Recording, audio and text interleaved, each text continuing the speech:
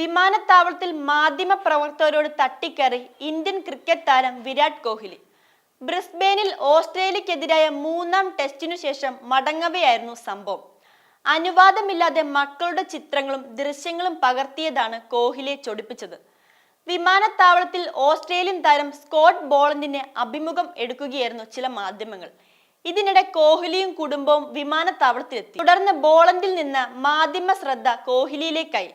എന്റെ കുട്ടികൾ കൂടെയുള്ളപ്പോൾ എനിക്കല്പം സ്വകാര്യത ആവശ്യമാണ്. എന്റെ അനുവാദമില്ലാതെ ദൃശ്യങ്ങൾ ചിത്രീകരിക്കാനാവില്ല എന്ന് കോഹ്ലി മാധ്യമങ്ങളോട് പറയുന്നത് ദൃശ്യങ്ങളിൽ നിന്ന് വ്യക്തമാണ്. തുടർന്ന് മക്കളുടെ ദൃശ്യങ്ങൾ ചിത്രീകരിച്ചില്ല എന്ന് മാധ്യമ പ്രവർത്തകർ ഉറപ്പ് നൽകിയപ്പോഴാണ് കോഹ്ലി ശാന്തനായത്. ശേഷം ചാനൽ 7 ക്യാമറമാന് താരം കൈകൊടുക്കുകയും ചെയ്തു. സംഭവ ദൃശ്യങ്ങൾ ചാനൽ 7 തന്നെ പുറത്തുവിടുകയും ചെയ്തു.